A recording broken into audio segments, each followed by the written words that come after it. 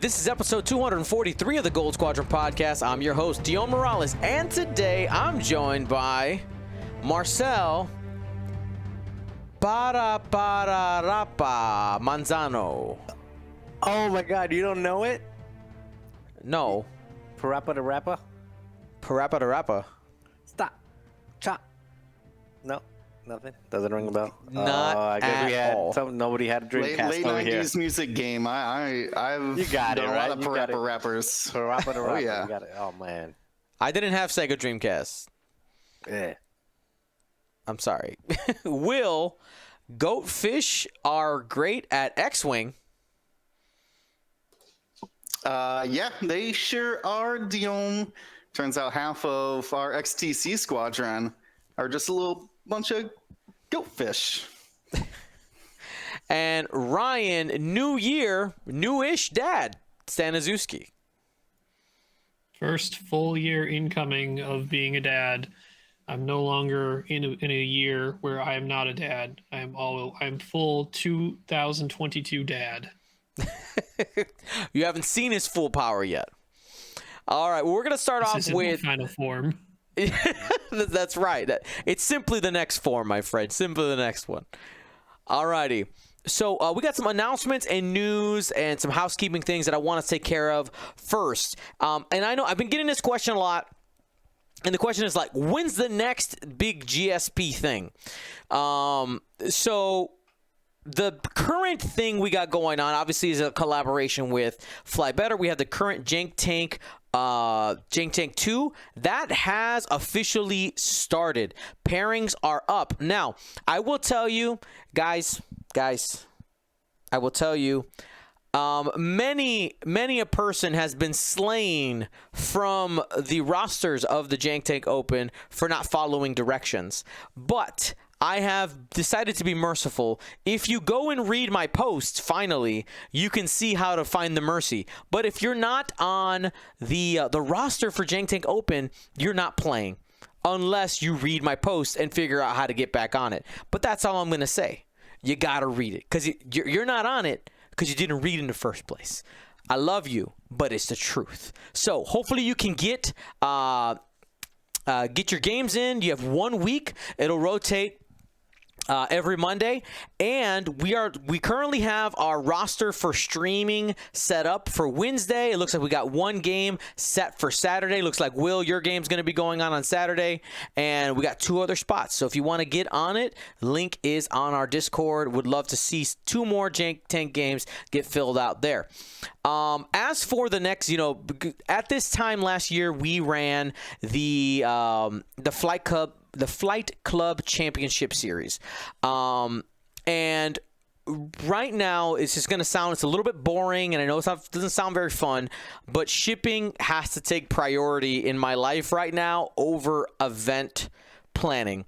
I will be honest, I am so behind. I am so behind on shipping. It's a bit overwhelming, to be completely honest. And during the holidays, I didn't even look at it. Because I didn't want to think about it, but I got to jump back into it. We got a lot of things to ship out. And yeah. Yes, Marcel. Where's my stuff? There it is. All right. So I've been... if you have sent me an email or a message somewhere along those lines, the answer is soon. As soon as I can get to it. I have been sending out tracking numbers as they have become available. Make sure you check your email. It'll come from our shipping partner, Pirate Ship, as things get printed on a label. So will the Flight Club Championships return? Maybe. The answer is maybe, but it won't look the same as what it did before. But never fear, Galaxies 2022 is still in the setup phase, but it's planning on happening. But what I wanted to focus on, guys, so can we help with anything? Honestly, the reality is that I have to physically do all the stuff. And that's the part that takes the longest. So I appreciate our fam out there who wants to help. I appreciate it. But yeah, it's just putting the time in to actually do it. It's honestly being a victim of our own success. is what it is right. Is in earlier events when we offered very little prizes, because that's all we could do, it was really easy to do shipping. And the Galaxies 2022 had 60 different items that you could possibly get sent to you, and all the variations possible with that. Like, it's a ridiculous amount of variations. So it just takes a lot of very careful different thing to just try to get it all planned out. So before I can feel good about planning the next thing, I gotta finish everything. Like, I want to completely clear the plate first. But in the midst of all that plate clearing, we do have live events coming on GSP. The thing that you guys have known us for, have been craving for, they're coming back. Will, what's the first one on the docket? The first one on the docket coming up next is the Las Vegas Open. That's January 28th through the 30th. I'm going to be there. Ryan's going to be there. Marcel, you heading out there too? No, Marcel will be there, but Ryan will not be there. Oh, sorry. I had that mixed up. I apologize. I mean, there will be a Ryan there. That's a Ryan Farmer, though. A Ryan there. That's right. Yeah, that's coming up sooner than, man, just creeping up on us, Dion. It's right there. It's right. It's coming. Then after that, what do we have, Ryan? We have the Crossroads Classic 5 on February 19th through the 20th. That I do plan on being at, though. That is driving distance. That is attainable for me right now. All I heard was cookies. Cookies in Indiana. That's what I heard. That's a high possibility. And then our next event after that, we got 3 of them in a row here. What do we got coming up, Marcel, in March? We've got Attepticon. So in Attepticon, March 25th, I think is a Thursday, is a special event. Is it a Thursday or a Friday? Probably Friday. It's a top secret special event. It says preview. So something's going on that day. Some type of event with 100 and something registrants available. And then on March 26th and 27th over the weekend is the Attepticon Championship, which, if I'm not mistaken, is the first official organized play tournament, competitive tournament. So my guess is it will be the first, outside of everything that happened with FFG, the first opportunity for a world championships invite is my guess. Right. So those are going to be the events that GSP will be at. We will be broadcasting live in person there. We also wanted to give a shout out to 2 other events that we know, 2 other in-person events that we know are going on.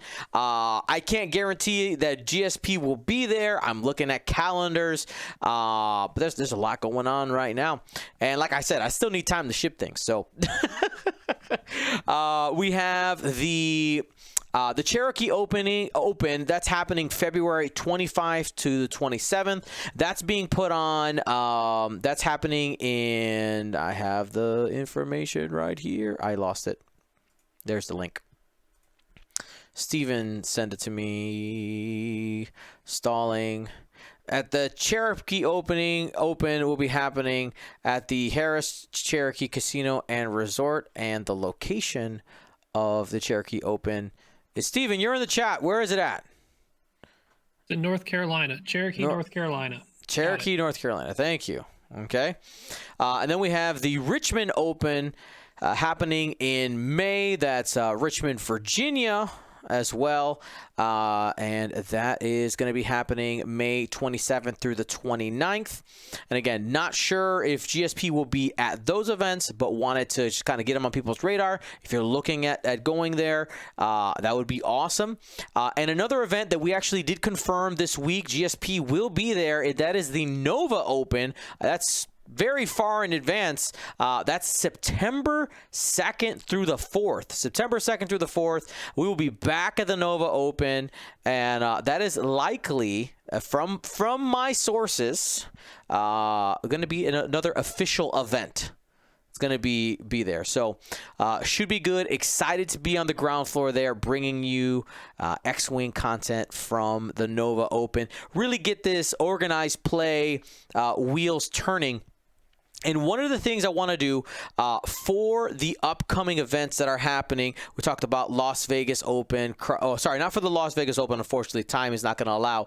But for Crossroads and Attepticon, is we're going to be putting on some free mini online events in preparation for those tournaments. Those are going to be 3-round events that are happening 2 weeks before. It's absolutely free to participate, and just to kind of get people practicing, list building, all those.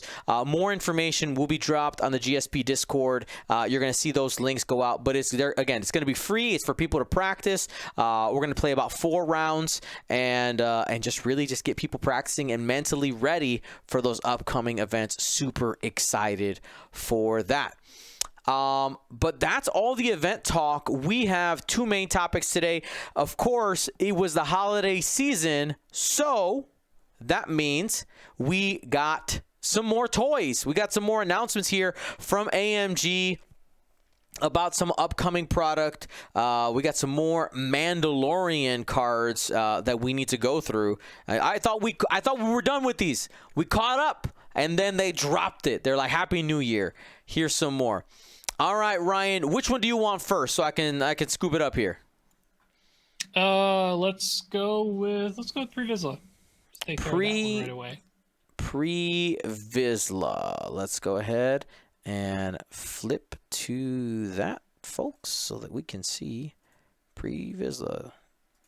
All right, so this is a Scum or Separatist crew card that gives you white coordinate. While you perform a coordinate action, you may choose a friendly crew upgrade remote instead of another friendly ship. So this is likely tying directly into our Mandalorian or the Super Commando tokens we're getting that get deployed from a ship.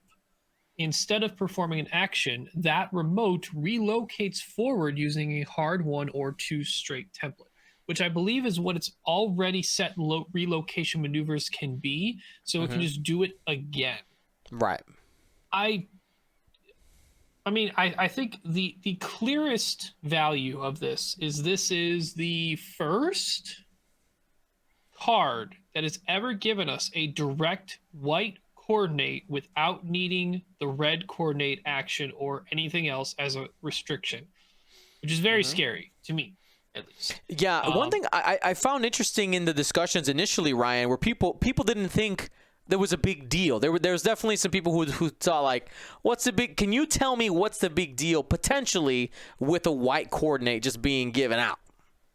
Well, I mean, the big deal is if we go even at the beginning of 2nd edition, the original design, and keep in mind this is a still FFG developed card originally, that they were really hesitant to give ships easy access, not easy, but like access to just an action they've never had, especially white, right? They were especially talking in aspects of powerful actions such as boost. They were really concerned and wanted to make sure that engine upgrade was only offered to a ship that had the red boost, or tactical officer only allowed the white coordinate to something that had it red.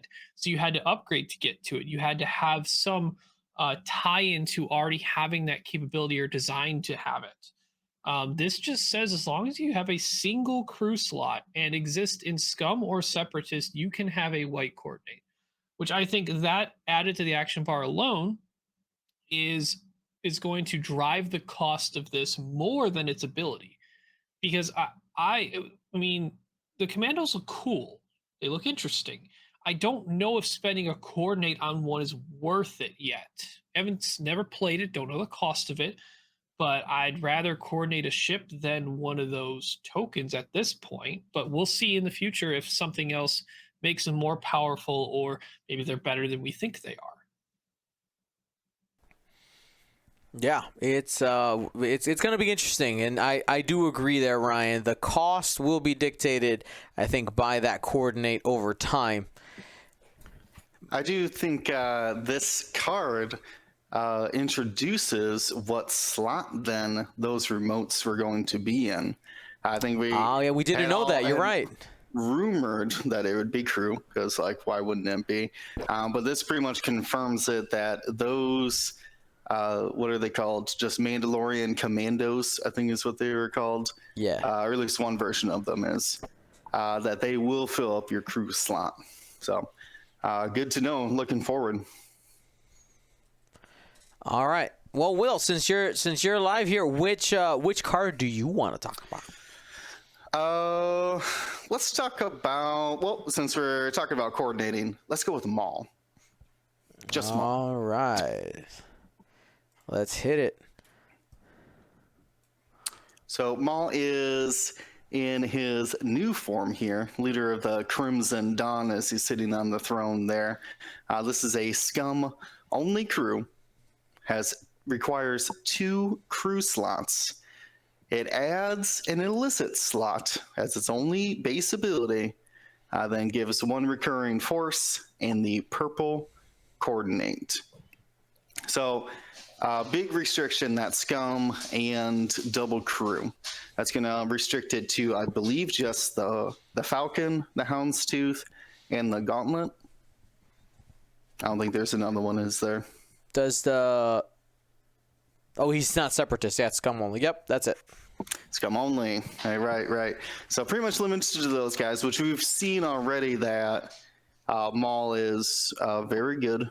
Not so much on one agility ships, but his old ability to recur force was great.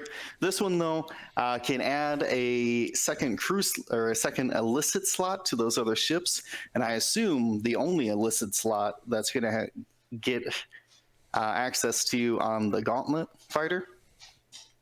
But here's my question to you guys. So obviously the illicits, that opens up a whole crazy book of things that you have potential of combining onto ships that don't normally have an illicit slot. But what is the purple coordinate worth on Maul? Will we see him used as a coordinator?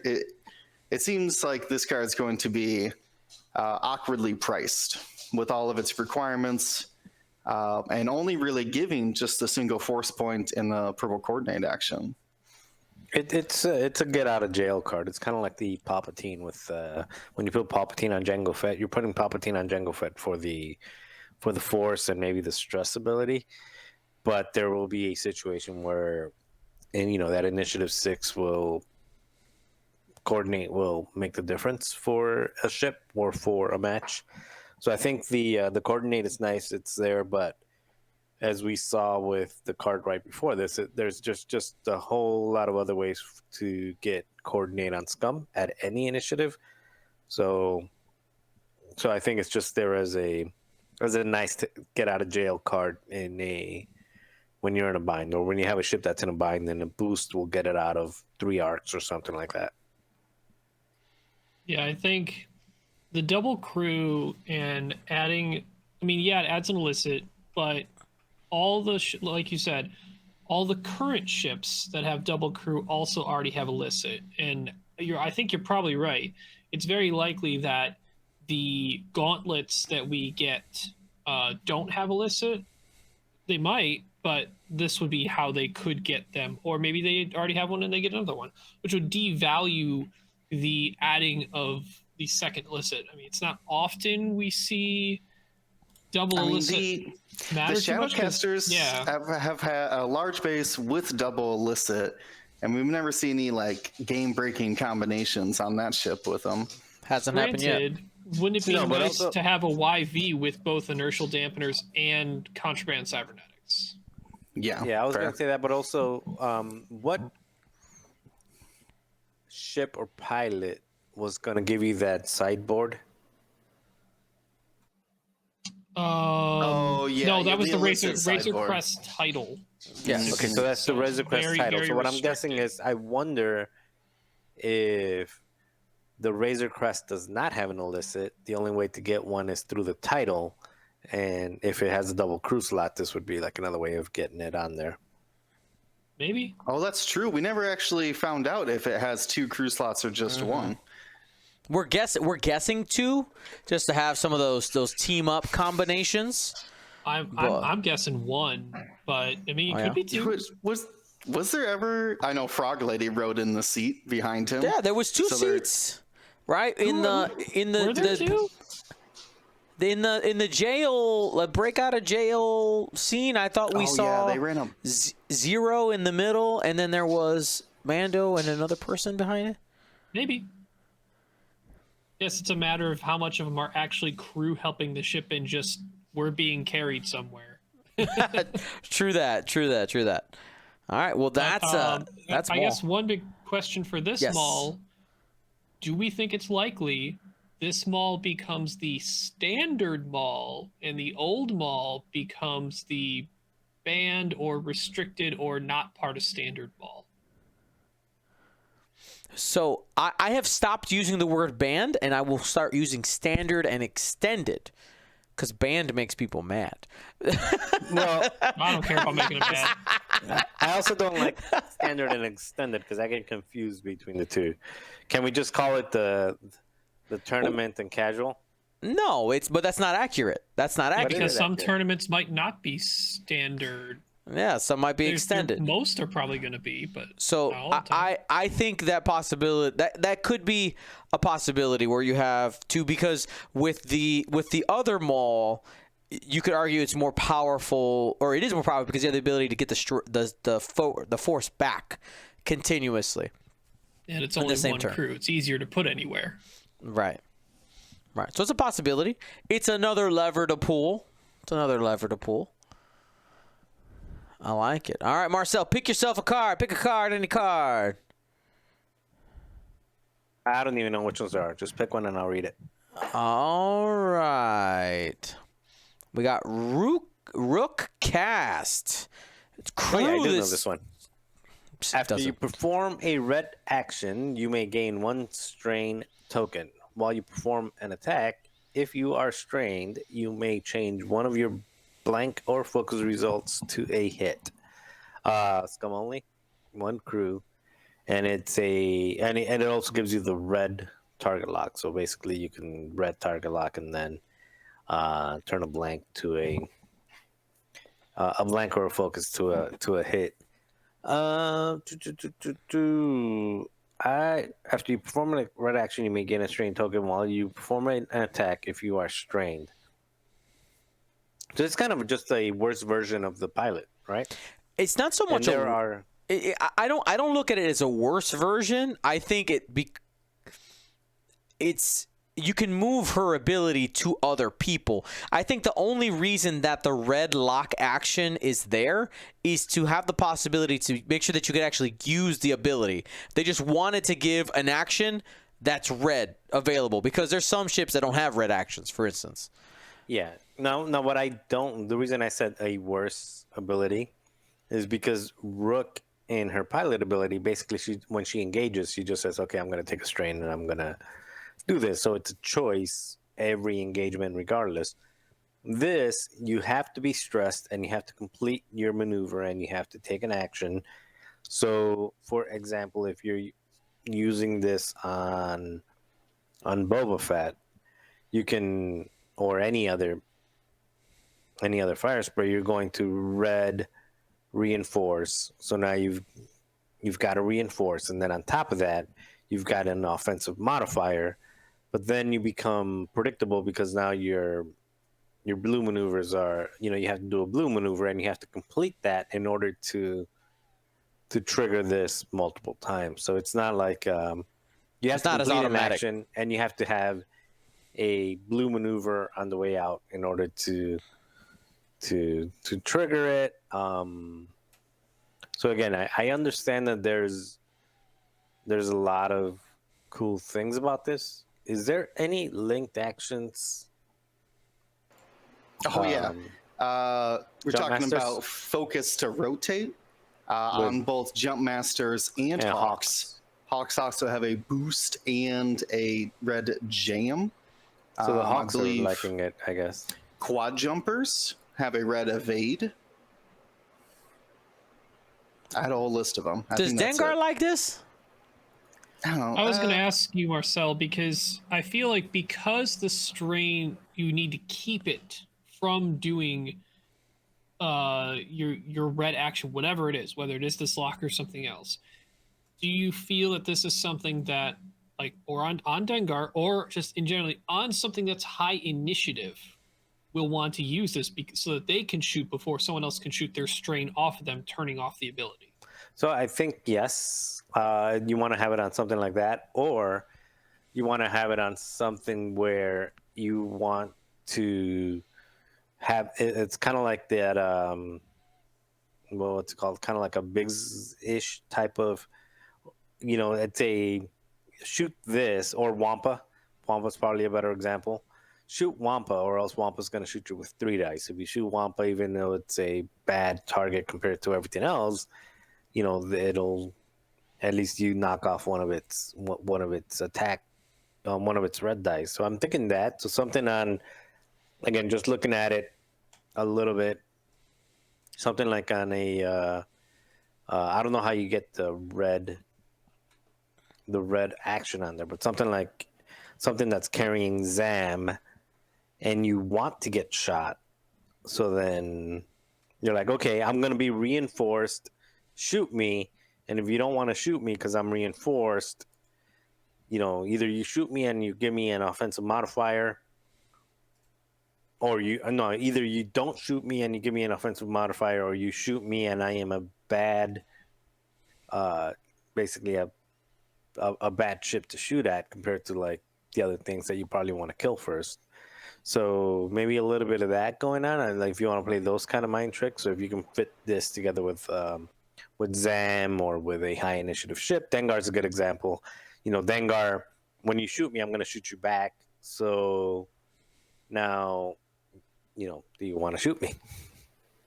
Type of thing. And at initiative 6, I'll probably take the ability anyway. So the ability will probably trigger on the first shot, and then it's saying, okay, shoot me, but now I'm going to shoot you back, and I probably kept my mod from the first shot anyway.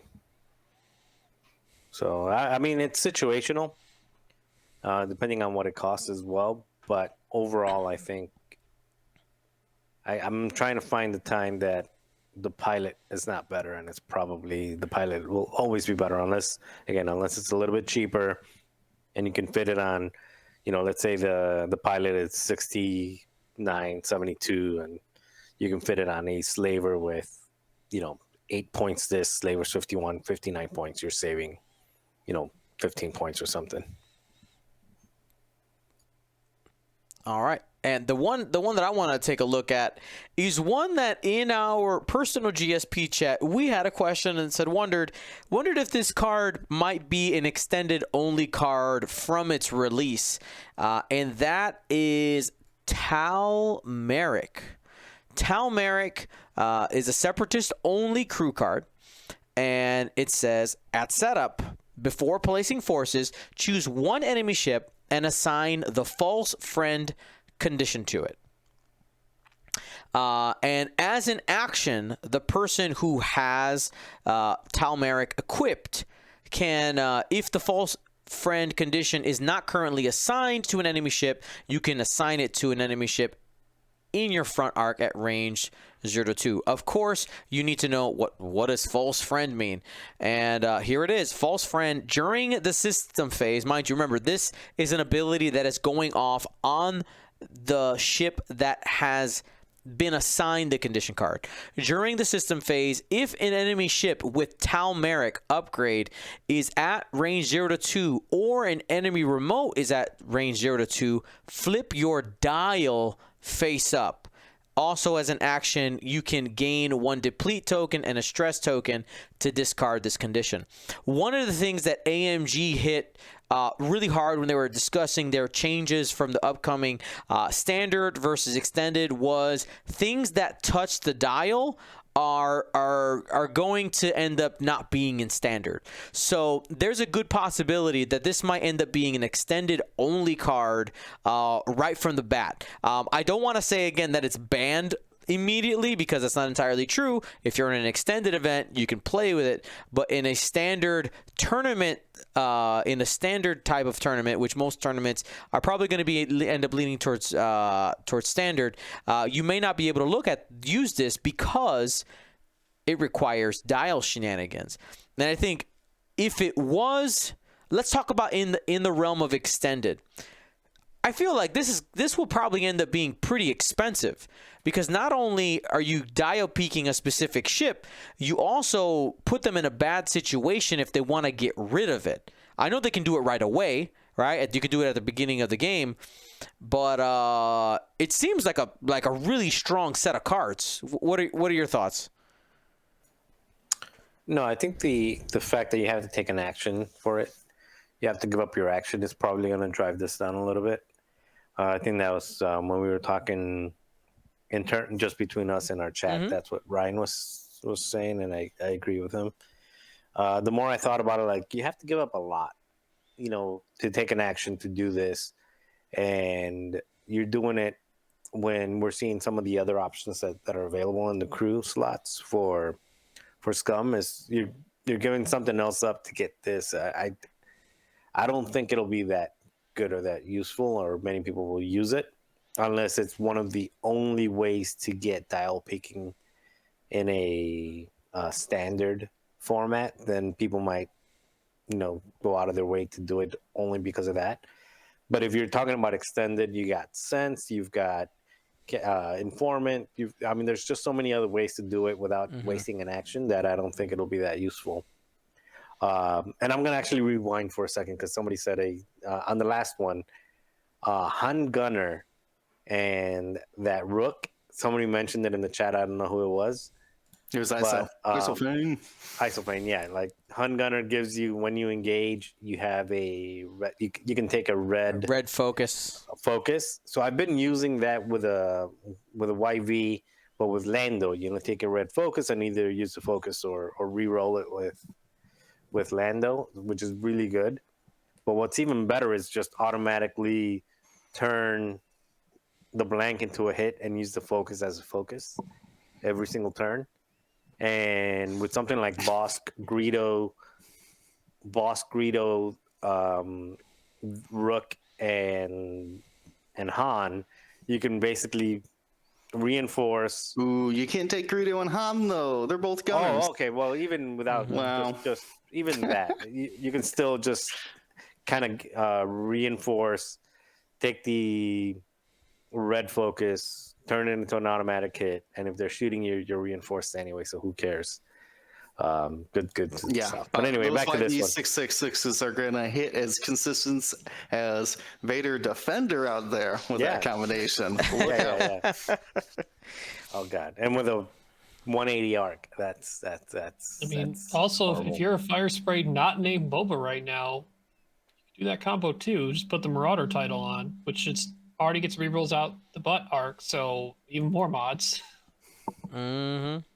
So sounds like what we're saying in this quick moment where we got a Rook tangent is that Rook is probably a better card than we'll probably see more play. Also, right, we'll probably see more play than Tal Merrick. Maybe at least the restriction. Focusing on that action again to reapply it, because it's applied on setup, so it kind of has a Pyre who double stresses you from the first order, kind of a Pyre-esque effect where they were like, well, I have to take my action and take a stress to clear this thing that I clearly don't want. But to reapply the action is so specific though. Front arc, range 0 to 2, and cost you your action. And also remember that that's a commitment. Pyre got to assign that stress after setup. Tal Merrick gets assigned before placing forces, so your opponent can plan around actioning that in the first turn. When it comes to dealing with objectives, earlier turns are going to be more important than ever. So getting your right flight paths and doing the right maneuvers you need to get to the objectives you want to contest early on, you're going to know which ship has Tal Merrick on it already before you place stuff down. Agree. All right. So, Will, do you want to do Almec or Savage? Let's do Almec, let's wait for Almec, because I think that's gonna get into a longer discussion. So let's do Savage. Savage Oppress. Savage Oppress. Savage. Really adding some extra Star Wars on that one. All right. Savage Oppress. A crew for the Scum or Separatist has a reoccurring force point. It's so weird that we had to define them as reoccurring now. But anyways, the ability says, after a friendly ship in your front arc at range 1 to 2 gains a stress or strain token, you may spend your force charge. If you do, that ship gains 1 focus token.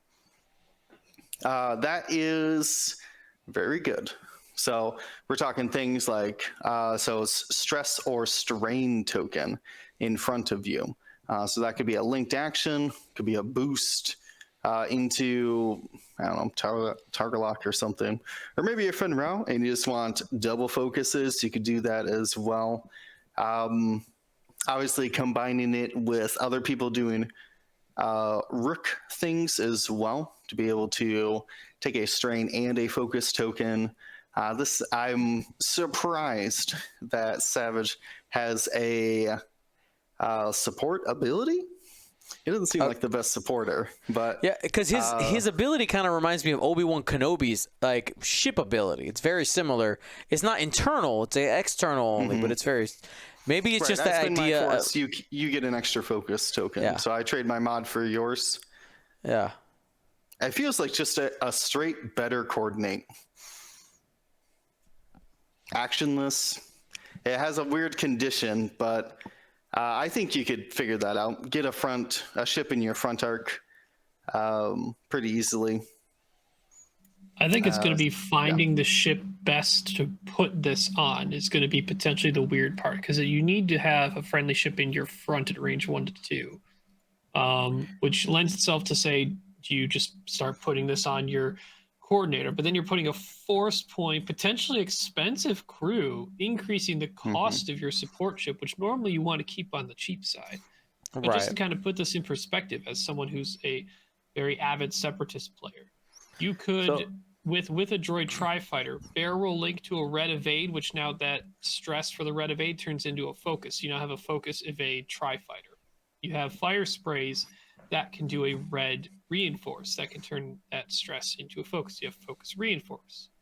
You have the hyena bombers that barrel link into lock that now have a lock focus and not stressed anymore. There's plenty of things that, tons of linked actions that we can go through, but the things that stand out is just finding where to put it that doesn't overcost something and take it kind of out of the realm of its own its own design, right? Of what you're trying to do. Let's not forget that even though this is not developed with that in mind, since this is an FFG, it went through the FFG development cycle. All of these, you have to be in my front arc, you have to hop over me to do kind of stuff, will soon fall into the new friendly bump rules.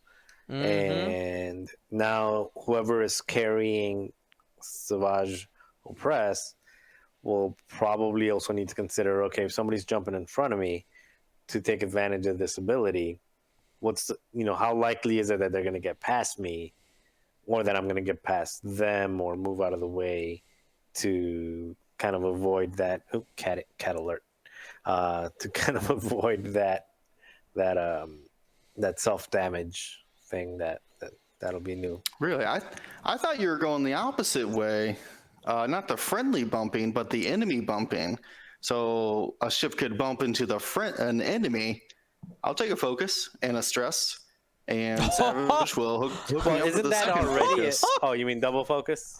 Yeah. I mean, Yeah, he's got 2 focuses now. It's pretty easy to just do the enemy bump and not take the consequence of the stress, and ooh, I get a focus too. Like I'll take that even just to get rid of the stress part of it, but now I get a focus on it too. I mean, sure, I'm double focused, but now I'm more resistant against multiple attacks.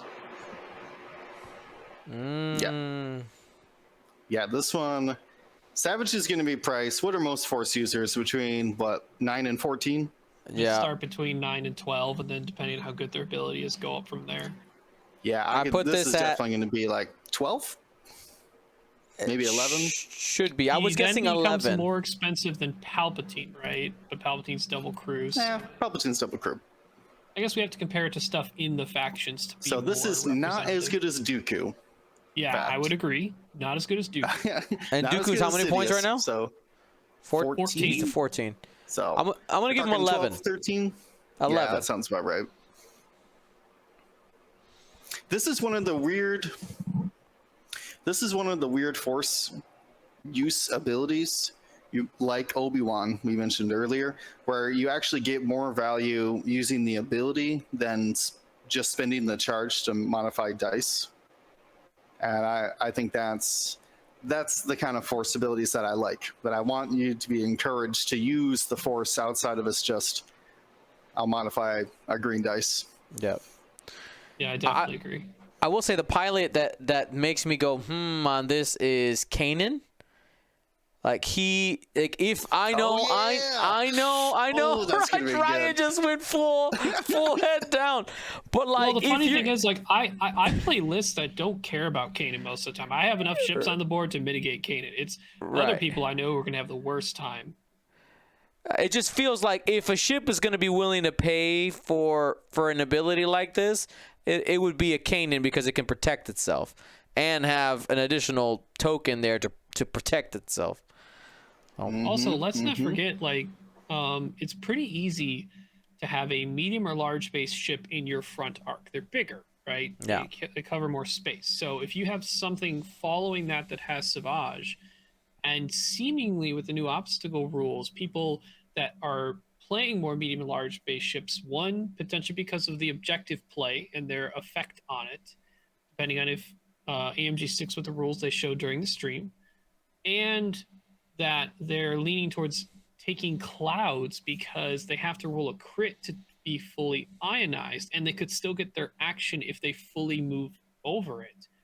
That strain that they get can now just be turned into a focus, and they still get their action.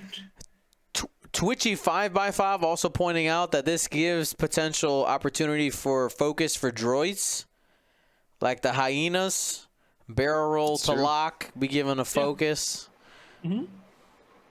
Yeah, previously restricted only to like the weird Darth Sidious coordinating droids to get focus tokens on them. Now it's a Savage. Could you? Oh man, yeah, you could independent calculates, right? I'll take 2 calculates and a focus token. Yep. Well, good luck hitting that Tri-Fighter. I mean, still can't do anything to blanks. That's why I like the barrel link to evade, turn the linked red evade into another focus. So you have focus evade. Yep. Not as multi-attack. I mean, you're still pretty multi-attack resistant, but you are super single attack resistant.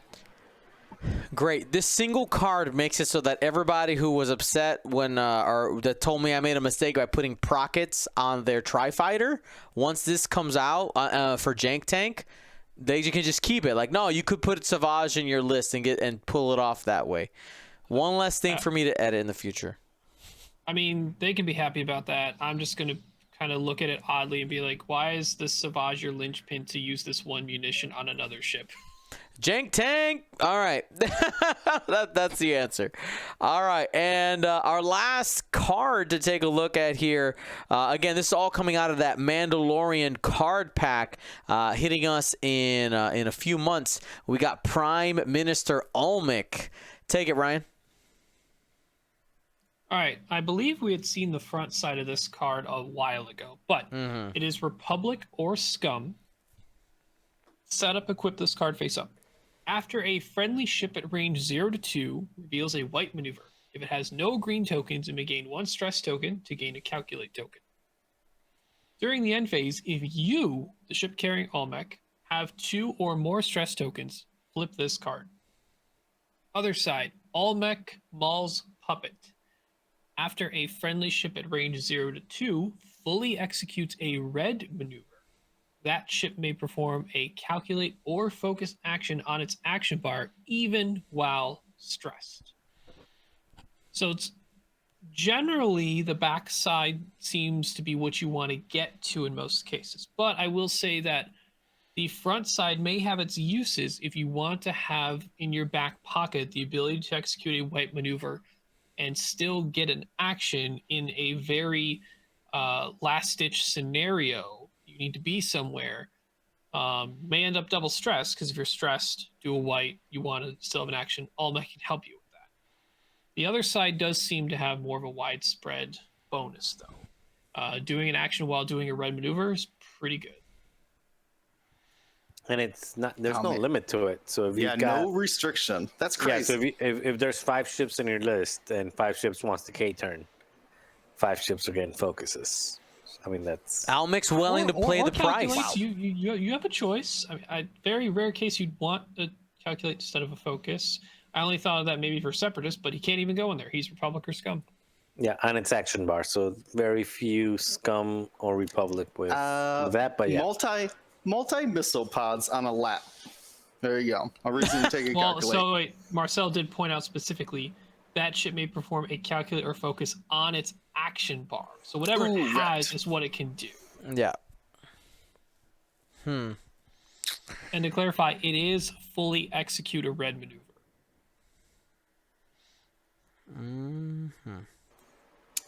Well, I mean, we stop know the is fully Scum execute. Stop is fully execute. You can fully execute a stop. That is correct. Yeah. And a lat. There you go. A lat. Yep. Yeah, And no, but I mean, think about it. You can stop. You know, again, going back to the YVs because YVs don't get enough love. So you can good. stop turn 1. You can do like a what? I don't know, a white something. Turn 2.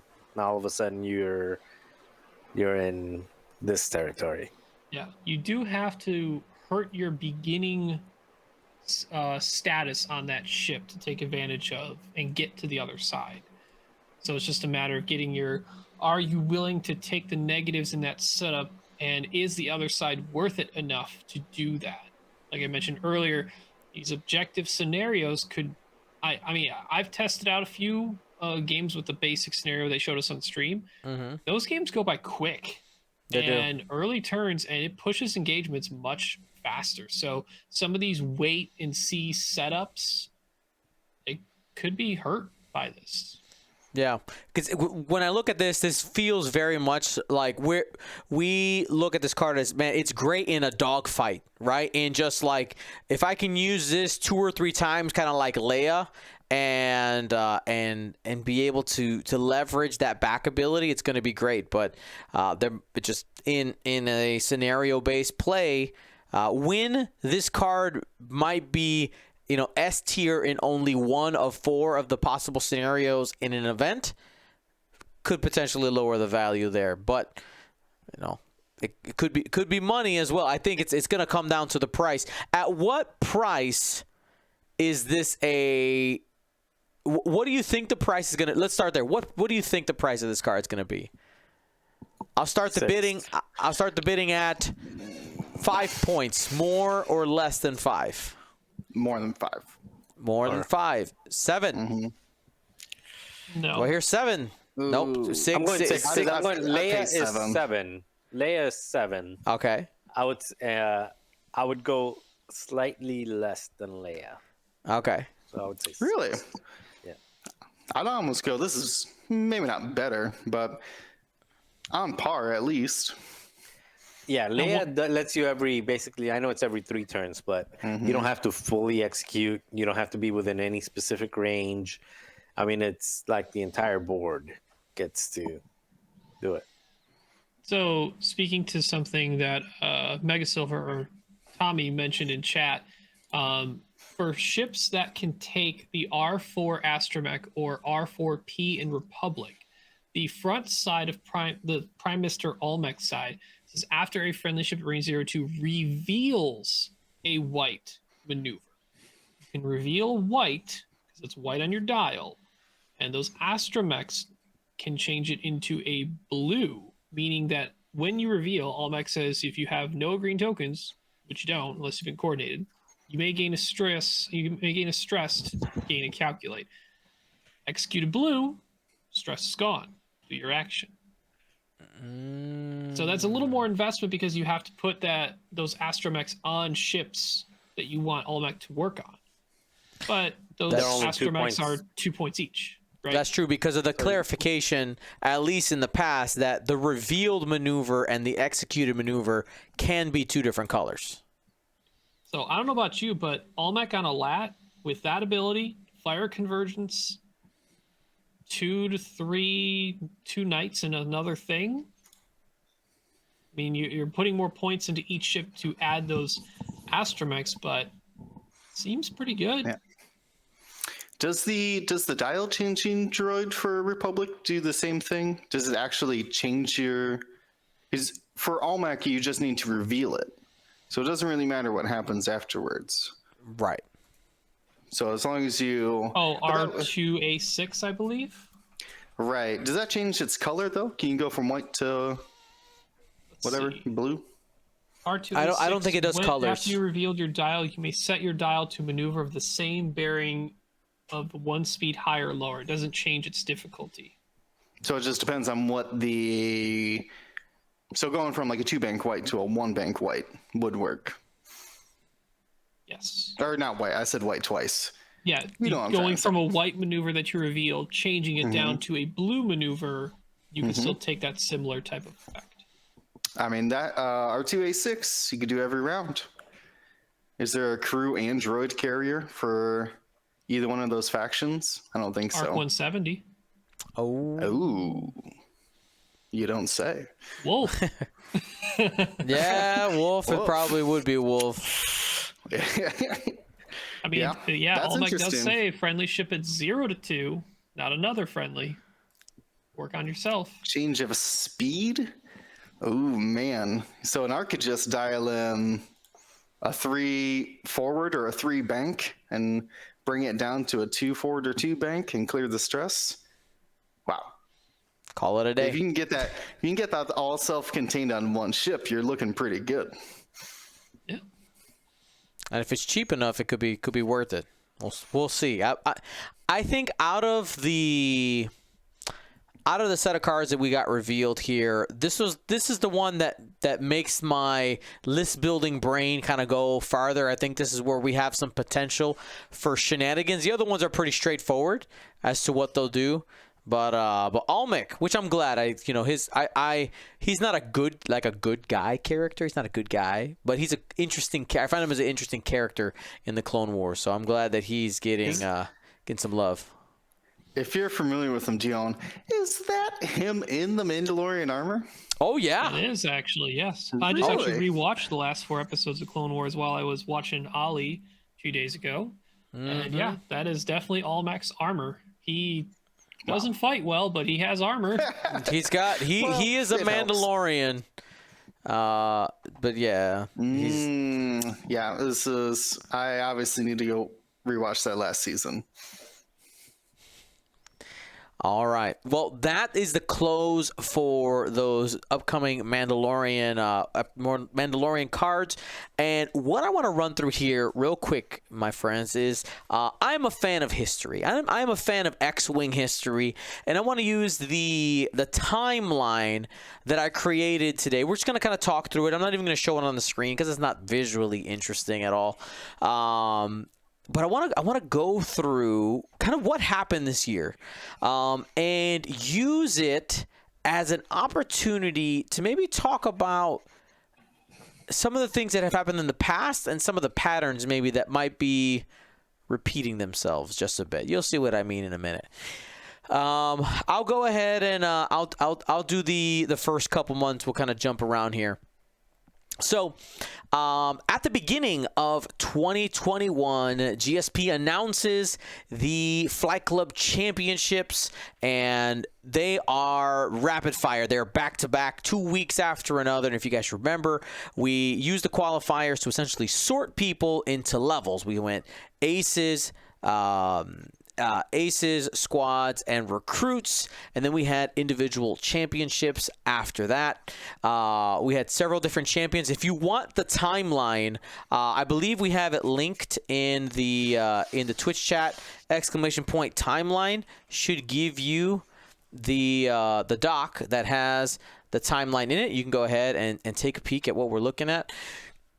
We get into February, that has it as well, and essentially those flight clubs run until we end up getting to March, where we end up having the Fugitives and Collaborators Squadron packs released, as well as the Trident Assault Ship.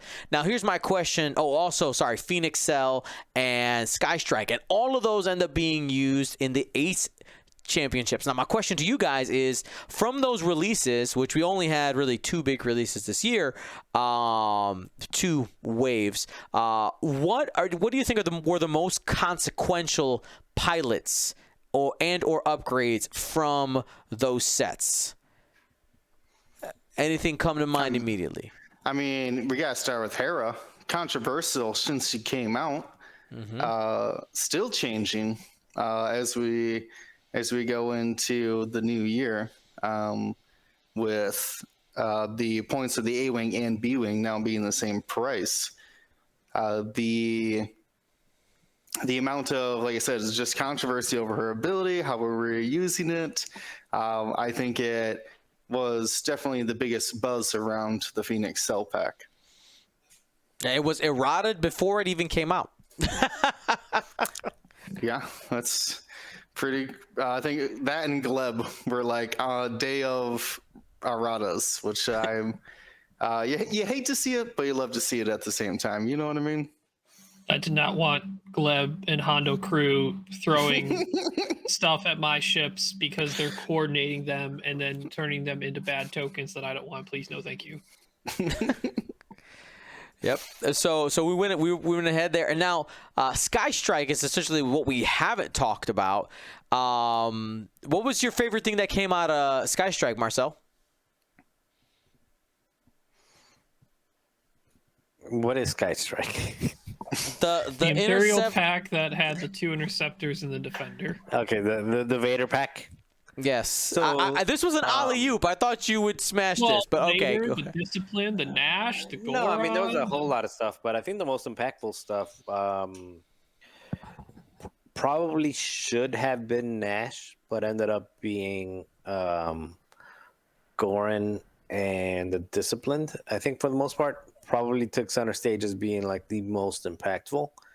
I'm still surprised Nash. I mean, Nash is kind of expensive, but Nash's ability was really good.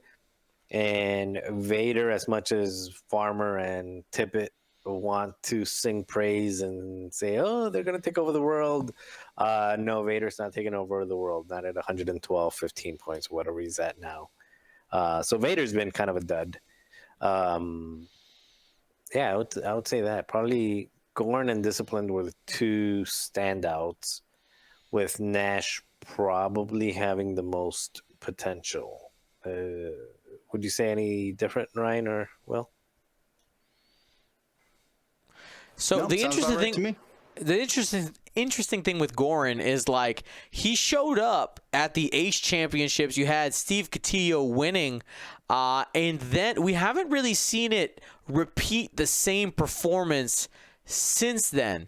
But also the pricing on things changed, so that might be more the reason why. XTC, like I was gonna say XTC. He did do really well with it. He maintained the run in XTC, right? But another thing that we might see make an impact in the future, with the inception of the bump rules and road, is sensitive controls. I think sensitive controls might end up taking It might end up making a bigger difference, but because especially if with the new bump rules out of everything else, if you're running a lot of ships, the best way to make sure that you don't guess wrong, like who's going to be here first, is okay. I'm going to set my dials, then I'm going to roll, and then I'm going to oops, I didn't get what I wanted, so let me start making some space and make sure that I can still at least not bump into myself. So I think flexibility probably, yeah, sensitive control. So once road and the bump rules take effect, will go up and exponentially. Am I the only one like excited and I don't know if scared's the right word, or just both ends of the spectrum? If I'm in a game where me and my opponent both have system phase repositions, and like the turns where they're like close to each other and like reposition to block my reposition, but then I reposition another one, and like the craziness that can ensue in those type of interactions you can get, it feels cool, but also feels like I gotta wrap my brain around that in that moment. Yes. It sounds like also not fun in the moment sometimes too. Yeah, fourth dimensional X-wing when you have sensitive controls versus intuitive controls. I guess they're all controls. Or vector thrusters. Got them on the A-wings. Oh gosh. Or the vector cannons. Ryan, I don't know if you remember, this was months ago. I don't remember what it was. But one of the things I think when we were discussing sensitive controls that you and I were really, really hoping is maybe it was a sign that system phase repositioning may end up mattering more in the future. And that is exactly where we are. System phase repositioning has a value way up, way up, especially with the likeliness of basically being able to change your dial, being able to reposition before your dial during activation, likely going away from standard. Like the value on sensitive controls and things of its sort, definitely going up. Well, while I hope that feel of value on those is more desired, I hope that they don't actually increase in value if they do. I like that they have the option to be one or the other. You can choose because zero cost right now. All right, and then with the release and the ending of the Ace Flight Club Championships in March, in April, we saw the Kyber Cup wrap up, and then we hit May, and the Galactic Championships started off, as well as at the end of May, we had the XTC group stage starting, and through there, we had the biggest chunk of competitive online X-Wing happening. Basically, from then through the end of the year, it just kind of went through there. And if you want to see all of the winners that happened there, you can go through that. But there, along the way, we also start seeing some more interaction from AMG. We talked about the erratas that happened with the release of those packs happening in March. Then in June, we end up getting the AMG the rules forums that are still active. If you don't have the link to it, it's actually linked in our timeline there. And we start getting more live streams and more interaction from AMG as we get to August. The XTC ends up ending. We know who ends up being in the finals there, the final group stage. I think it was 10 teams. And then Team Italy ends up winning in August. Marcel and Will were a part of that championship run. You guys ended up in second place, right? Overall, was an absolutely awesome run. And then we also had the Kyber Cosmic League wrap up as well. It was happening kind of simultaneously throughout that time. And then we get our next release of the year. Our next release of the year, we have the Resistance Y-Wings and the First Order pack getting released, and both of those packs being legal for the upcoming championships, the Hoth, Scarif, and then the Battle for Alderaan. Now, let's go ahead and talk about relevance out of those packs. I want to talk about the Y-Wing first. I'm asking this as a alley-oop. Was the Y-Wing expansion impactful? And if so, what out of it? I know we saw a few. I think the common archetype that we saw successful that utilized the Y-Wing was, I think, Jess with Rose or Jess without Rose, and many generic Y-Wings. I think that was the first iteration that we saw that had a solid showing.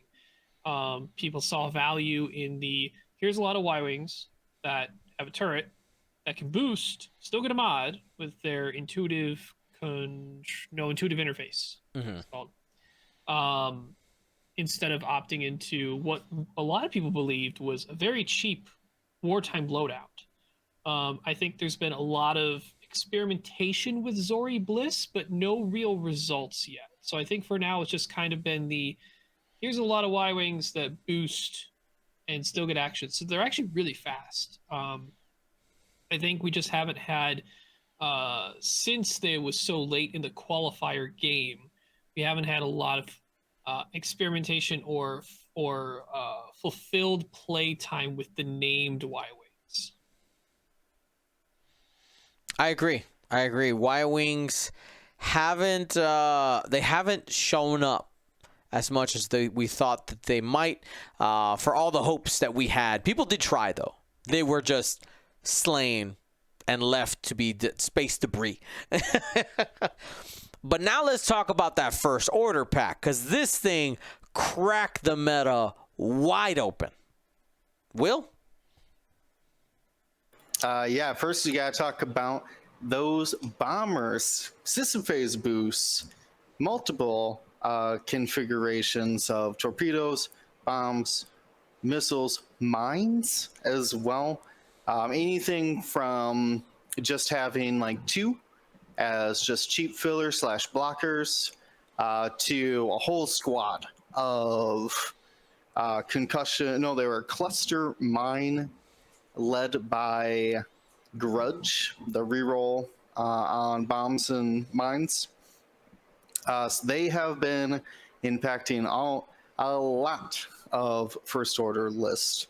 And they proved the versatility. Whether you're doing like weird feedback pings, using them as blockers, just out there trying to lay some mines right in front of the enemy. Then all the way up until Breach, the I-5, we've seen it do very well, winning a major tournament. Just having access to that system phase boost, and then all the other, I believe it's barrel linked target lock as well. So really can get that Breach out there moving, even if it only has 6 health with 2 shields. So yeah, the bombers have been very fantastic. Can't say enough about that system phase boost. Man, it makes them go from a ship to a fast ship right away. Very impactful. And then we haven't seen much from the Whispers, subtle murmurs, if you will, except for, of course, Wylo. 3-force on that chassis at I-5. Kylo has done very well in that chassis, but still overshadowed by his silencer. So never quite hit the top of the mountain for the Whispers. That's what I was going to ask. Has any Whisper, maybe Whirlwind, but has any of them done anything meaningful of note? No, I feel like not just since Kylo. the first weekend people tried it, and then after that they're like, I don't feel like the discount from Silencer Kylo to Whisper Kylo's still worth it. It's just Yeah, not. because Whisper from what I've chassis seen, turned out to be pretty bad, straight up. Yeah. yeah, because The from what I've points that- seen, bad. It can't be good, Whirlwind's but- been pretty. The pretty points decent. that you Like, would put Whirlwind's in. ability to just basically get a focus like a free focus. I mean, that's been pretty good. But other than that, I haven't really seen a whole lot. I struggle to see when you would. The points that you would pay for a TIE Whisper, why not just take those points and put it into a TIE FO bomber? Because you're going to get significantly more value out of that. They've shown that I think out of the wave, the FO bomber is the queen. Like, it is by far, it is the most dangerous piece that has been released. Maybe aside from, let's go for the year. Maybe Hera is number 1, FO bomber number 2. But that's a whole. The FO bombers probably the chassis at least, but I guess Right. you could say because of how many different RZ1 pilots were added, the A-wing in general's got a pretty big boost because the Yeah. B-wing's not so much, the Interceptor's a little, the Hawk's a little, but yeah, I think if you're looking chassis in total, the RZ1 A-wing and the TIE FO bomber, the top 2 most improved or standouts. And as those were released, we had AMG whisper and say, hey, we're going to do this random order after dials thing without any details. And this is where some of the earthquakes began. Change is coming. And in anticipation for some of the changes, we actually changed the rules that we end up using at Hoth, Scarif, and the Battle for Alderaan to kind of try to guess what they were going to do. We ended up being wrong, hindsight's 2020 on how they did it. And of course, the weekend before the Battle for Alderaan, we actually find out the full rules on how it is, and our current, what we call now road rules, random order after every single dial, rolling those dice to determine who's going to be first player, who's going to be second player. And then November 6th, we have the Battle for Alderaan. Alex Mogensen taking it and talking about that meta review and how things ended up shaking out in the final. We end up seeing one of those TIE FO bombers getting into winning the Galactic Championship, and in those top 4, we also saw Jake, a long-standing A-wing, but also paired with Hera, paired with Ahsoka. We actually saw both of those do really well in the series. So we talked about 1 and 2 right there. You can see they were neck and neck coming into the championship competition. And we end up having the Lima Open December 5th. Kind of our last event happening there at the end of the year. And then on December 16th, AMG reveals the new scenario plays. And essentially, that is how our year of X-Wing closes out, with us going into a transitional period. Now, one of the things that I did in preparation for today, my friends, is I went back and I watched the last 3 years of videos that we've made of X-Wing year in review. 2 of them were shorter, 1 was more long form, kind of like this. And I specifically went back to the one where the announcement of X-Wing 2.0 happened. Now, X-Wing 2.0 is normal for us, right? It is home. It has been now for long enough. But an interesting thing happened when I heard myself talking about kind of some of the emotional reactions that were happening out of a lot of camps. It was a lot of the same feel. That we're kind of in a we feel like we're in a limbo right now. There has been created kind of, for lack of a better word, factions in kind of like, I like this, I don't, and a lot of kind of arguing back and forth. But in the end, X-Wing 2.0 prevailed, right? It is the game that we have, and now we're going into the future. And one of the things I found just kind of interesting was once I watched that. This was the 2019? Is that what it was, or 2018? Going back here real quick. Second ed, it was announced in May of 2018. That, looking at some of the numbers right after that announcement, numbers dipped in competitive play, and over time they rose. Now, we're kind of in a weird situation because of, obviously, in-person events not happening for a long time. But I personally I know that there's change coming, but I'm still excited for what's around the corner. And I know that we have not spent a lot of time, talking about the arguments that are happening. But I do want to say that I am excited for what is around the corner. And I think over time, it will simply become our new normal. Because in the end, we all like X-Wing, right? We like little plastic ships. We like going pew pew. I think we'll be all right. I think we'll be okay. Especially if people end up being able to play more in person. I think it'll really impact, which I'm glad that we have these streams happening January, February, and March, so that we can get some people watching, some people playing in X-Wing in person again. I think it'll make a big difference. So. It's a month away. Protect yourselves. Wear your masks. Yeah. Do what you're supposed to do. Because numbers are up. And a lot of stuff is getting canceled last minute. So don't add to the potential of all this stuff getting canceled. Because stuff is getting canceled left and right. I think Canada's going in another full-blown 2-week lockdown. Coming up soon, and so be careful. Be the protective and helpful side of society as best you can to not only better your chances to be safe, but your families, your friends, and everyone. Right. So you do what you need to do and follow the guidelines provided by the CDC. To make sure that you have as the best equipped, that you are the best equipped, both healthy wise and mask and whatever is recommended for us.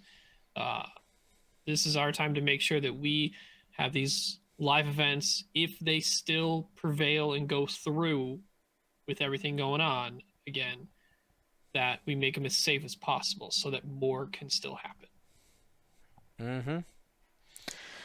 Yeah, I mean, it's no secret. We had our our GSP showdown where we got to be together, and the only reason that happened is because we took care of business. We got vaccinated. We did what we had to do, and we're excited to be together again. And we're gonna make sure we do our part so we can help be able to play some X-Wing in person again, guys. So excited for it. I'm pumped, and my last thing I want to do today is I need a bold prediction for 2022.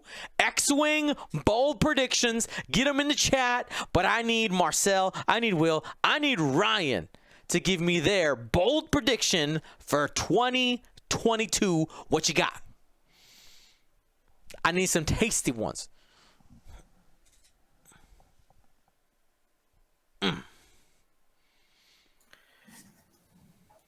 Whatever the largest tournament is, whether it be Worlds, Galaxies, or whatever it is, the largest tournament, not the largest by population, but the largest world tournament,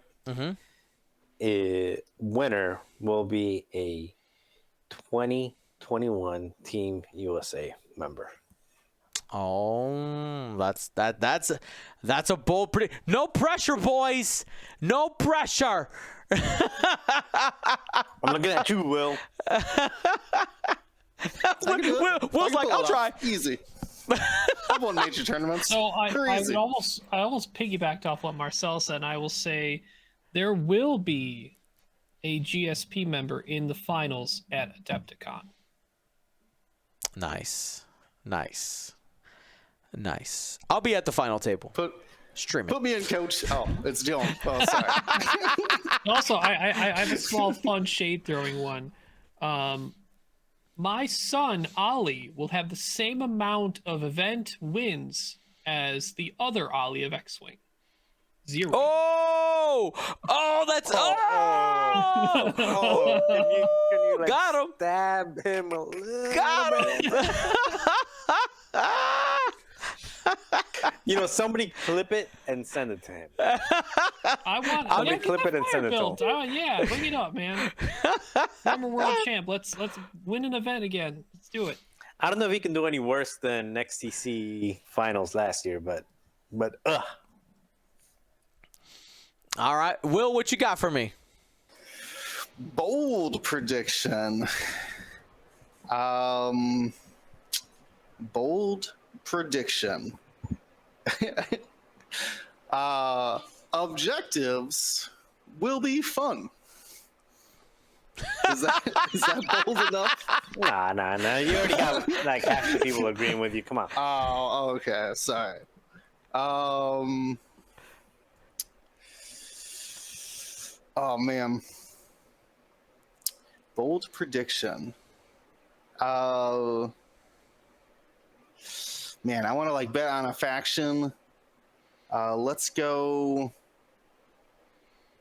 Ooh, here's a good one. No swarm of multiple generics will win a tournament in 2020. Oh. 0. Okay. The 0. thing is, it's like that. It hurts me, but I almost think that might be true. It's yeah. I mean, we're so close. Joel. So it's Man, specifically was it Joel? multiple of the same generic or multiple generics at all?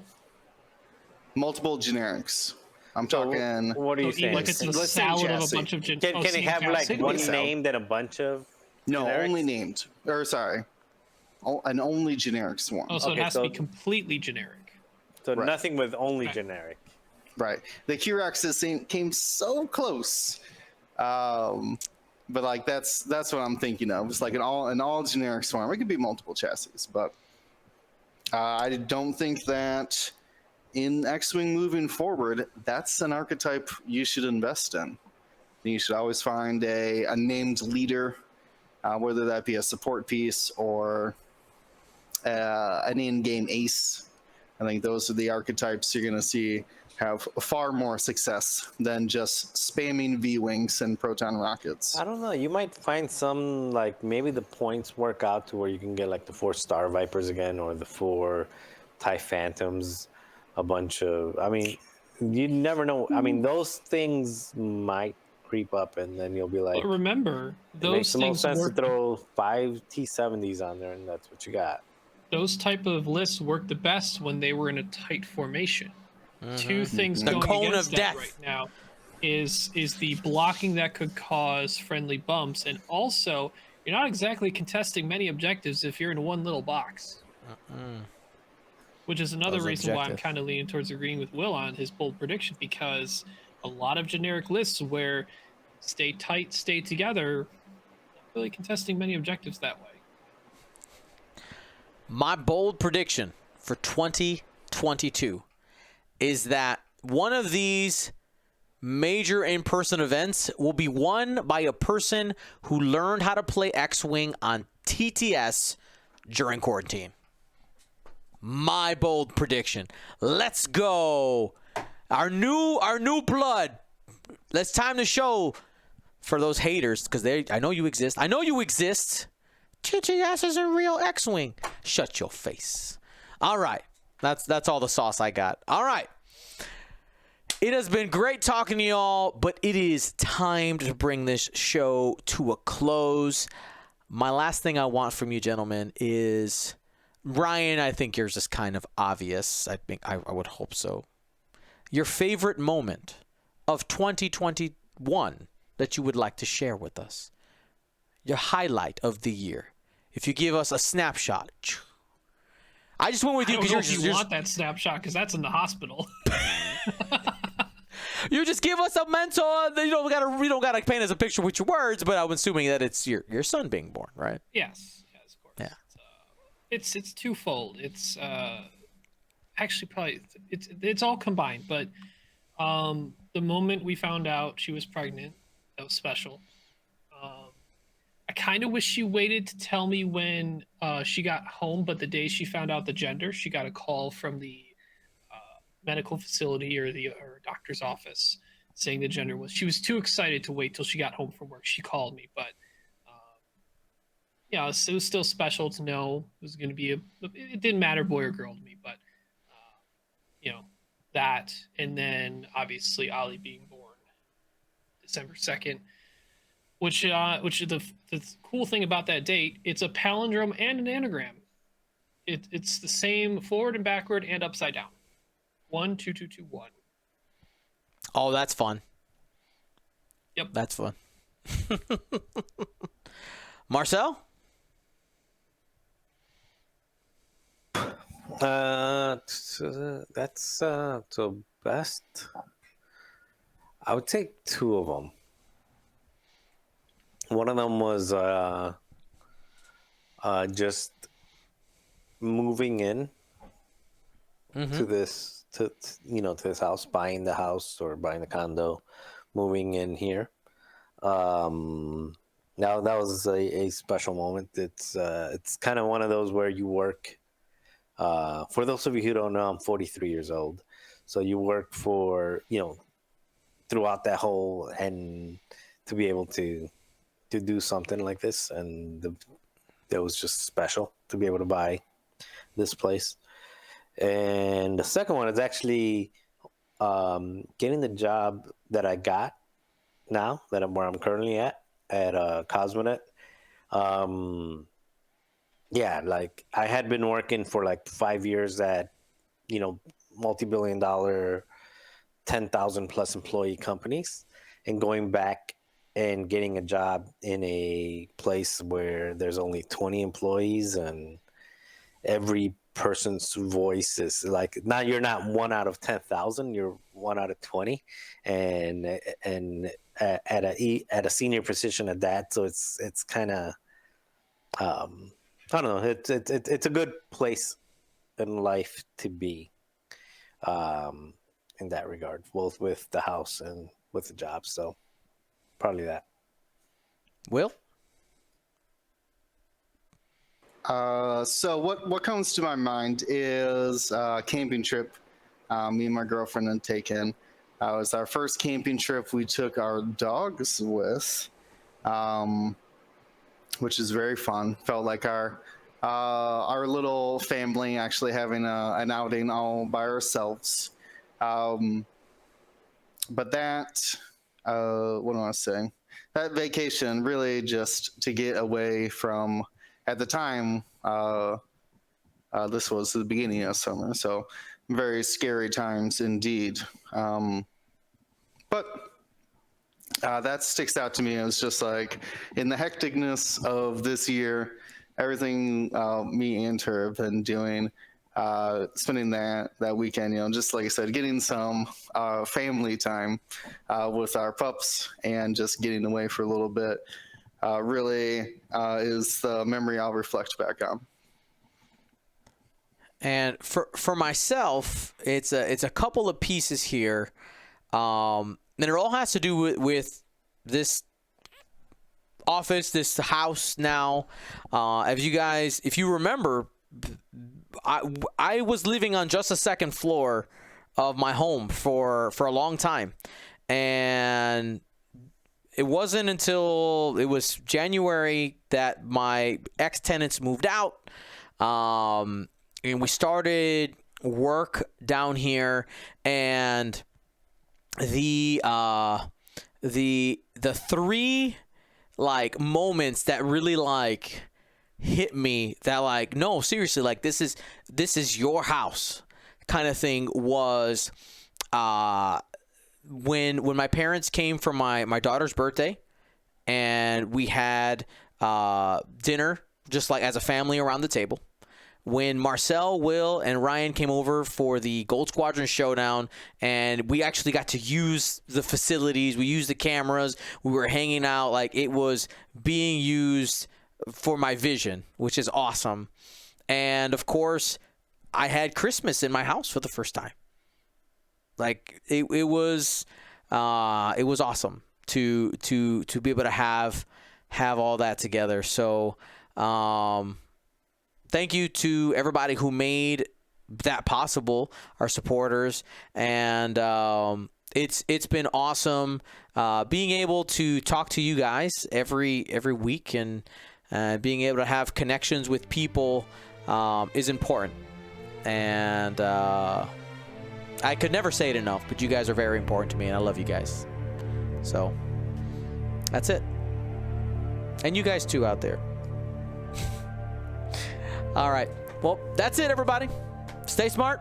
Be safe. I think I switched those. Doesn't matter. Gold Squadron out.